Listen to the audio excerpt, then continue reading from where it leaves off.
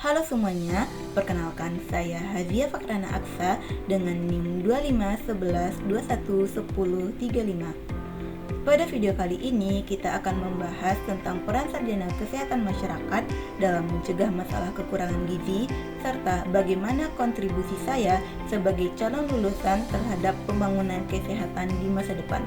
Kekurangan gizi masih menjadi tantangan besar dalam pembangunan bangsa dan sarjana kesehatan masyarakat memiliki posisi strategis untuk mengatasinya.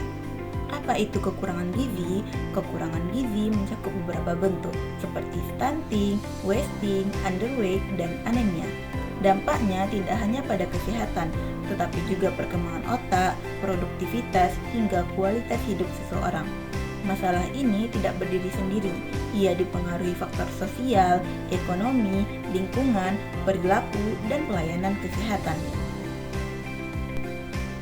Selanjutnya, bagaimana peran sarjana kesehatan masyarakat dalam mencegah kekurangan gizi?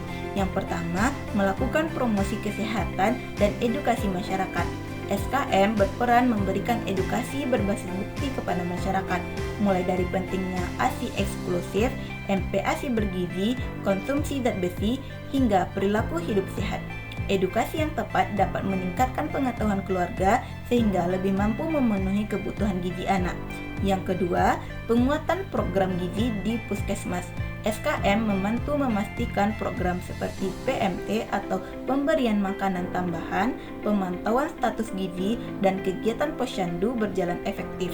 SKM juga melakukan koordinasi lintas program dan lintas sektor, sehingga layanan gizi bisa menjangkau kelompok rentan.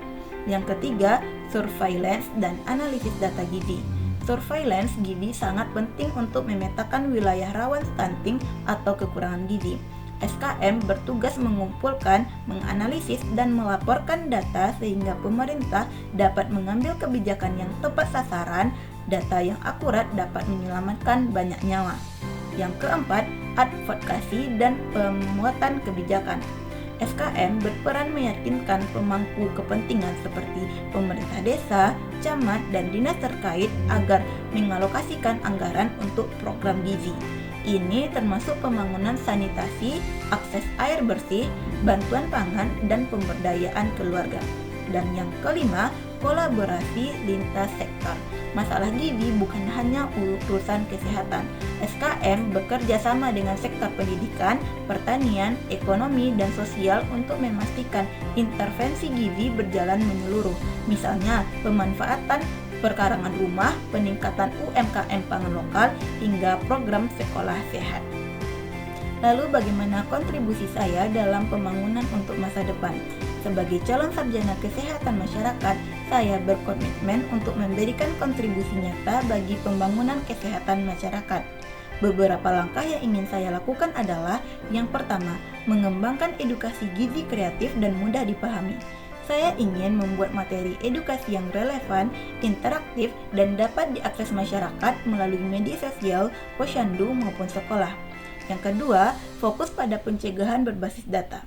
Saya akan mengoptimalkan penggunaan data untuk menganalisis masalah gizi di suatu wilayah, sehingga intervensi lebih tepat sasaran dan efisien. Yang ketiga, menguatkan kolaborasi dengan masyarakat lokal. Saya percaya bahwa perubahan tidak akan terjadi tanpa keterlibatan masyarakat. Saya berkomitmen untuk bekerja dekat dengan keluarga, kader, dan pemerintah desa guna menciptakan lingkungan yang mendukung gizi baik. Yang keempat, mendukung gerakan nasional penurunan stunting.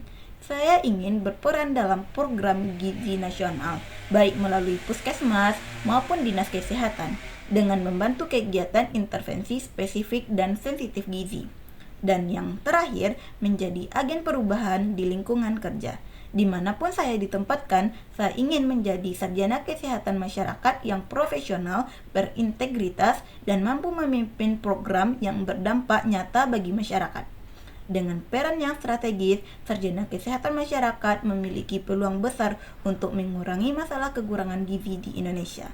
Dan melalui komitmen serta kerja nyata, saya siap kontribusi dalam pembangunan kesehatan masyarakat di masa depan. Terima kasih telah menonton. Sekian dari saya. Assalamualaikum warahmatullahi wabarakatuh.